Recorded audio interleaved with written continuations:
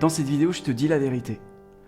Voilà, c'est le thème de ce nouvel épisode de Un humain parle à des humains. Bienvenue à toi, comme chaque semaine.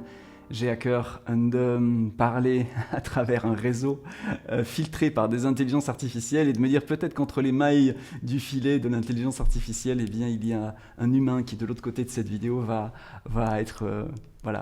réceptionner le message que je souhaite lui envoyer. Alors aujourd'hui, eh bien, j'ai à cœur de te partager l'introduction du livre Je te dis la vérité, que je suis en train de finaliser pour une impression prochaine. C'est un livre dans lequel j'ai mis beaucoup de choses, on va dire ça comme ça. Mais surtout, et c'est ça que je voudrais partager dans cette vidéo avec toi, j'y ai posé une introduction, et cette introduction, c'est un véritable mode d'emploi qui va être utile à toute personne qui veut faire de toute forme de sagesse, qu'elle soit la sagesse de textes saints, qu'elle soit la sagesse de personnes qui l'incarnent plus ou moins et qu'on va écouter, de faire de tout ça quelque chose qui lui soit véritablement fertile pour elle. Parce que, on va le voir dans l'introduction, mais c'est véritablement un mode d'emploi pour que les livres, les podcasts, les vidéos, les stages, tout ça devienne fertile pour toi, extrêmement fertile. Donc, si tu as envie de bien te traiter sur le chemin de la connaissance de toi-même et d'un au-delà de toi-même, eh bien, je pense que cette vidéo a été conçue pour toi. Alors, l'idée pour moi, c'est de lire l'introduction et puis surtout de commenter au fur et à mesure pour que ce soit vivant. Et je t'invite vraiment à peut-être à prendre même des notes, parce que ça peut être utile, pas seulement pour les vidéos que je fais ou les stages que je donne, mais vraiment pour tout stage, toute vidéo. C'est vraiment un mode d'emploi pour aborder la parole de quelqu'un d'autre de la bonne manière pour que ce soit quelque chose de bon pour nous. D'accord ? L'introduction commence comme ceci: un facteur ordinaire d'un message est extraordinaire. Avant de lire un auteur, il apparaît sensé de se demander qui il est et surtout d'où il parle. Ça, c'est vraiment super important, parce que l'idée n'est pas de prendre pour acquis tout ce qu'on lit ou tout ce qu'on entend. L'idée n'est pas non plus de réfuter bêtement sans savoir pourquoi on réfute. L'idée est quand même de se dire, ok, la parole que je fais entrer dans mes oreilles, la phrase que je fais passer par mes yeux quand je la lis, elle vient de qui et d'où cette personne me parle. Est-ce que l'endroit d'où cette personne parle est un endroit qui sonne juste, qui résonne bon pour moi, auquel cas je vais pouvoir partager un repas avec cet être-là, ou bien est-ce que, malgré le fait que peut-être c'est intelligent, peut-être c'est brillant, peut-être ça claque, ça en jette, sur le fond, je ne suis pas d'accord. Ok, c'est bon de savoir ça, parce que pour s'ouvrir à quelqu'un, on a besoin de sentir si on est en alliance avec cette personne. On a besoin de le sentir, parce que quand on est capable de faire ça, on est capable de se nourrir des choses qui sont appropriées pour nous et de laisser dehors, comme une bonne cellule, les choses qui ne sont pas appropriées pour nous. Je continue. Il convient, pour prendre soin de son univers psychique, philosophique et spirituel, de pondérer une parole, un propos, une pensée, aussi séduisante soit-elle, en la remettant dans la bouche de celle ou celui qui la véhicule. C'est important. J'écris ce livre depuis une posture singulière, qui demande à être clarifiée pour éviter deux risques majeurs. Premièrement, le risque de réfuter le message de ce livre en réfutant son auteur, ce qui reviendrait à jeter le bébé avec l'eau du bain. C'est quelque chose qui se fait très souvent dans le débat public, où quelque part, au lieu de parler des idées, au lieu d'essayer de faire du propos de l'autre quelque chose qui nous permette de grandir ensemble, quand le propos nous dérange un peu ou beaucoup, on va tout de suite aller regarder quelles sont les failles de la personne qui le dit et on va le descendre, ce qu'on appelle un argument ad hominem. Ça m'active beaucoup d'ailleurs, parce que je trouve ça assez malhonnête comme procédé. C'est-à-dire que ce n'est pas parce que la personne que nous avons en face de nous a des défauts, parce que c'est un humain, que son propos n'a pas quelque chose d'intéressant que nous aurions intérêt à considérer. Parce que sinon, il faudrait déconsidérer toutes les découvertes scientifiques sous prétexte que peut-être, j'en sais rien, telle ou telle personne qui a énoncé quelque chose, qui a découvert quelque chose par le fruit de son travail, eh bien, n'était peut-être pas sympa avec la boulangère ou ne votait peut-être pas pour le bon parti ou que sais-je. Je pense qu'il est bon d'être capable de prendre du recul là-dessus et de ne pas être affecté émotionnellement par qui est la personne pour pouvoir véritablement accéder au message de cette personne. Donc ça, c'est un risque et c'est ce risque que nous allons essayer d'éviter. C'est pour ça que je me présente comme le facteur ordinaire d'un message extraordinaire. C'est parce que je suis fondamentalement humain et plein de défauts. Mais ça ne veut pas dire pour autant que le message comporte plein de défauts. Ce sont deux choses que nous pouvons, si nous souhaitons, séparer pour prendre le meilleur de l'un en replaçant l'autre. Vous voyez ? Pour ne pas se laisser fasciner par quelqu'un qui porte des belles paroles. Vous savez, ce beau parleur. Le beau parleur, c'est toujours quoi ? C'est quelqu'un qui prononce quelque chose qui nous fait résonner. Et après, on pense que cette personne incarne ça et on est déçu par ses comportements. C'est un beau parleur. C'est ce procédé-là qu'on dit quand on dit un beau parleur.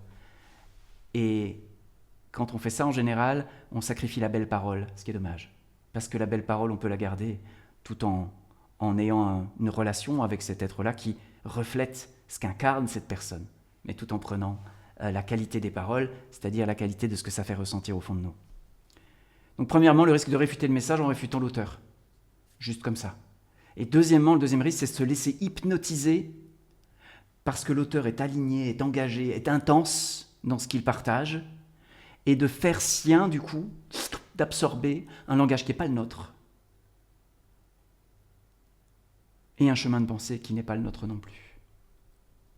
Typiquement, je prends toujours cet exemple-là, je vais apprendre la plomberie avec un artisan plombier qui fait ça depuis 25 ans, et j'apprends, et j'adore ça. Et puis je me mets à temps en temps à avoir le même type d'expression que lui, ou je me mets à avoir une vision du monde qui se met à ressembler un peu plus à la sienne. Je suis en train d'absorber quelque chose qui n'est pas le savoir de plomberie et l'expérience de plomberie. Donc quelque part, je suis en train de ne pas prendre le message, mais je me laisse hypnotiser un peu par le messager. Ça aussi, c'est un risque. Parce que du coup, on peut entrer dans une sagesse qui n'est pas la nôtre, ou dans une connaissance qui n'est pas la nôtre. Et ça, c'est stérile, parce que ça ne passe pas à travers nous. Alors, pour éviter ceci, cette introduction, donc ce que j'ai écrit là, est capitale et nécessaire. Elle constitue la base du dialogue entre l'auteur et son lecteur et permet potentiellement l'enrichissement de l'un et l'autre par une relation souveraine et saine. Ça, c'est le socle pour moi du livre. Ce que j'aimerais pour les personnes qui vont lire ce livre, c'est qu'on ait cette relation de dialogue. Bien sûr qu'il y a un auteur et il y a un lecteur, mais ça ne veut pas dire que pour autant il y a un dominant et un dominé, ou il y a un actif et un passif. On peut être tous les deux actifs et tous les deux souverains pour que le livre soit une occasion d'élévation pour l'un et l'autre. Je continue. Il m'importe donc de me présenter comme un facteur ordinaire, humain, avec plein de défauts, qui a commis de nombreuses erreurs dans sa vie, rien de particulier. Mais un facteur qui transmet un message extraordinaire. Pour moi, la nuance, elle est super importante parce que je sais que le message est plus grand que moi. Je sais que ce livre est infiniment plus grand que moi. Il est infiniment plus grand que ce que je suis capable d'incarner, mais infiniment plus grand que ce que je suis capable de véritablement comprendre en finesse. Il y a des gens qui vont lire ce livre, qui vont comprendre des choses plus profondément que je ne les ai comprises moi-même, qui vont incarner ces choses de manière beaucoup plus maîtrisée que je ne le fais. C'est sûr, c'est certain. Parce que ce livre est comme une œuvre d'art, elle dépasse son auteur. L'œuvre d'art contient tout ce que les gens vivront en la contemplant. Donc ça n'est pas la possession de l'artiste. L'artiste, juste il donne des contours à l'infini pour que l'infini qui est à l'intérieur des gens puisse contempler l'infini qui est à l'intérieur du tableau, mais il n'est pas possesseur de l'infini et il n'incarne pas l'infini pour autant. Donc un facteur ordinaire d'un message extraordinaire. Mais un facteur qui transmet un message extraordinaire. Du moins, il le croit sincèrement et s'y emploie avec ardeur. Puisse cette ardeur et cette sincérité contribuer à embellir la vie de son lecteur. Ça, c'est vraiment mon intention d'auteur, c'est de me dire, j'espère que ce livre va contribuer à embellir la vie de son lecteur. Je crois sincèrement à ce qui est écrit et je le développe avec ardeur. Le mode d'emploi, attention, ça c'est la partie vraiment sur laquelle je t'invite à ouvrir grand tes oreilles parce que ça va être utile, pas seulement pour ce livre, mais pour tous les livres et pour toutes les conférences et pour tous les stages. Le mode d'emploi. Pour accéder à l'extraordinaire de ce message, dont le secret est un terreau fait d'un silence plein sur lequel tous les mots glissent, un mode d'emploi est ici proposé. La synthèse tient en 2 maximes que je répète en introduction de chacun de mes stages. Voici les 2 maximes. La première, c'est « Ce que je dis n'est que ce que je dis, ce que tu entends est sacré ». Et la deuxième maxime, c'est « Si tu ne peux le réfuter, va voir pourquoi tu y résistes ». Je continue. Ces 2 maximes proposent au lecteur une posture de responsabilité, une posture active, une posture de présence à soi. Si le lecteur se confronte, se met front à front au texte, il en sortira une fertile expansion de sagesse propre. S'il s'y soumet ou se rebelle, le temps de lecture aura été un temps stérile et vain. Si, lorsque l'on lit un texte, même si c'est un texte sacré, un texte saint, si on s'y soumet bêtement ou qu'on se rebelle, c'est stérile. Mais si on se confronte au texte, si on va comme se danser avec, se sentir, accepter d'être bougé à certains endroits et accepter de faire bouger à d'autres endroits, c'est-à-dire quelque part avoir une relation vivante avec le texte, alors il en sortira quelque chose, une expansion de sagesse propre. Parce que si je me soumets au texte, je deviens simplement piloté par le texte. Et si le texte est inexact, je vais me retrouver dans une mauvaise direction. Mais si je me rebelle au texte sous, je sais pas, n'importe quelle raison, en fait je ne le rencontre pas, et surtout que je ne me rencontre pas dans la relation que j'aurais pu avoir avec ce texte, cette parole, ce sage, etc. Je continue. Le but de ce livre est la densification de la vérité en son lecteur par un effet de réveil et sortie de la façon habituelle de penser et ressentir. Ceci est ma part. Voilà, j'écris pour ça. Ma part, c'est de provoquer un réveil, une densification de la vérité chez le lecteur. Pas d'imposer la mienne, pas de me battre dans un débat d'opinion stérile, non, de poser quelque chose qui porte le potentiel, pour autant que le lecteur se prenne à bras-le-corps ce mode d'emploi et pratique le texte d'une manière active et d'une manière souveraine. Et ensuite, par un tri lucide et présent à soi, il pourra y avoir consolidation d'une sagesse propre, par réfutation du propos contemplé, ou remise en question donnant lieu à une évolution de la pensée, du ressenti et de la vision. Donc le rôle du lecteur va être quoi ? Va être en fonction de ce qu'il va lire, de faire le tri et de dire « ça, je réfute ». Et on verra ce que ça veut dire d'ici quelques instants. Ça me questionne. Donc je me remets en question, ce qui va me permettre de faire évoluer ma vision, ma façon de penser, etc. Allons un peu plus loin. Ce que je dis n'est que ce que je dis, ça c'est ma part, ce n'est que ce que je dis, voilà, ce n'est pas une vérité absolue, ce n'est pas un mensonge absolu non plus, c'est juste ce que je dis, mais ce que tu entends est sacré. C'est-à-dire que, je vais continuer avec le texte, celle du lecteur qui est invité à entendre en lui ce qui est vivant. La part du lecteur, c'est d'entendre en lui ce qui est vivant et intelligent, pour le reconnaître, le valider et s'établir un peu plus dans cette vérité-là, entendre ce qui est vivant et intelligent. Une vérité qui est née de lui et se propose de renaître chaque jour pour une fertilité de l'être et une vivance. Une vérité née de lui, connaître, naître avec. Une connaissance, c'est une naissance avec. Avec quoi ? Avec ce que la vérité dévoile. Et le but de ce livre, c'est de provoquer un soubresaut de la vérité à l'intérieur du lecteur pour qu'elle puisse être reconnue, validée, incarnée, etc. Prenons la deuxième maxime donc.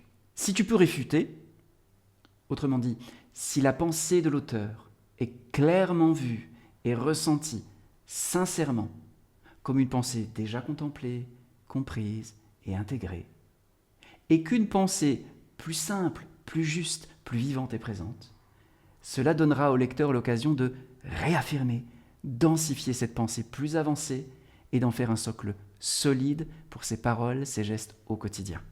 Donc réfuter, c'est un double mouvement. C'est d'un côté voir, contempler la pensée de l'auteur et se dire « ok » et sentir qu'en fait, oui, mais ça, ok, ça c'est un acquis. Mais moi, j'ai ajouté par-dessus ça une pensée plus fine, avec laquelle je suis plus en accord profond. Hein, donc c'est pas une réaction émotionnelle de dire ouais ça c'est nul. Non. C'est ok oui ça ok j'ai compris ça.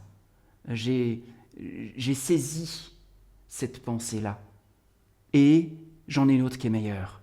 Alors je peux dire ok je réaffirme que c'est bien ça.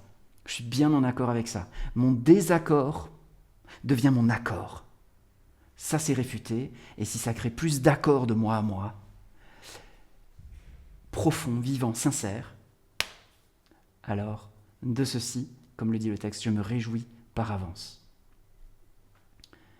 Si la réfutation n'est pas possible et que ça gratte, irrite ou révolte le lecteur, alors une grande opportunité se présente.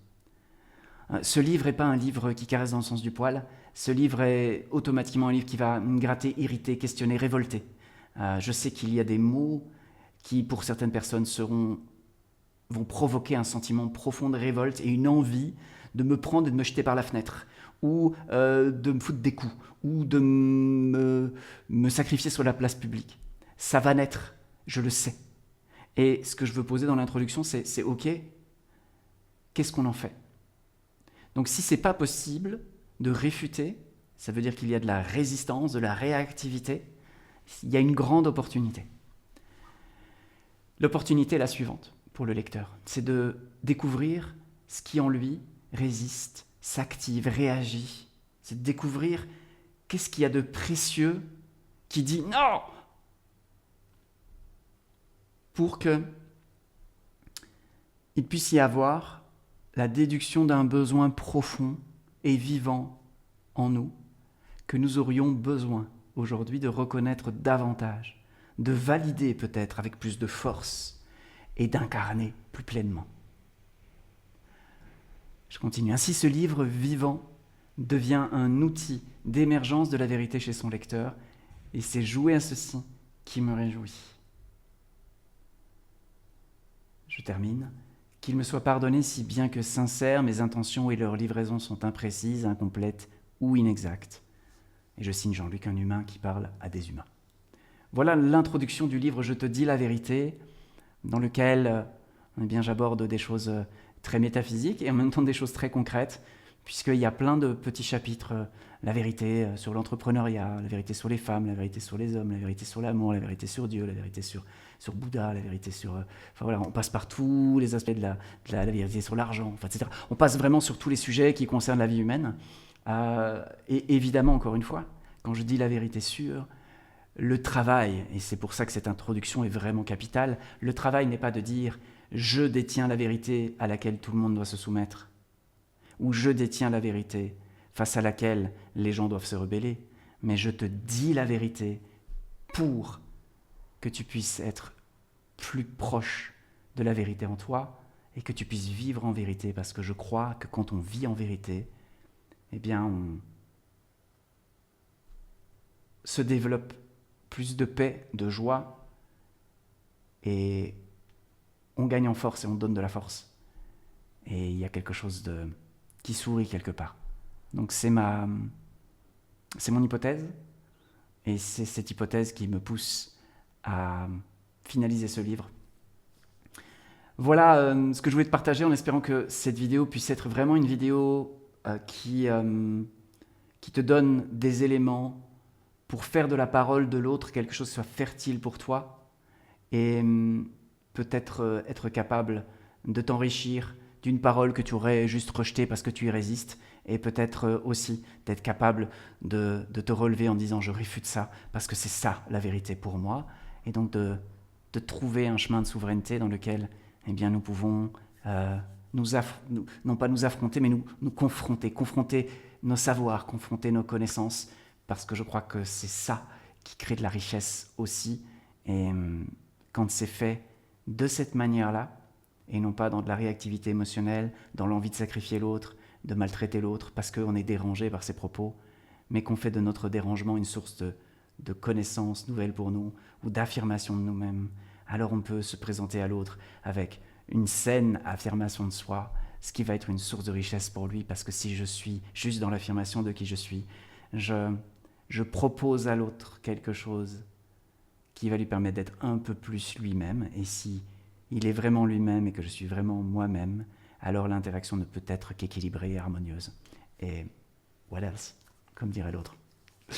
Voilà, je pense qu'on arrive à la fin de cette vidéo. J'espère qu'elle t'a intéressé, j'espère que tu as saisi l'une ou l'autre pépite, que tu as fait de mes paroles non pas une vérité mais quelque chose qui te permet de densifier la tienne.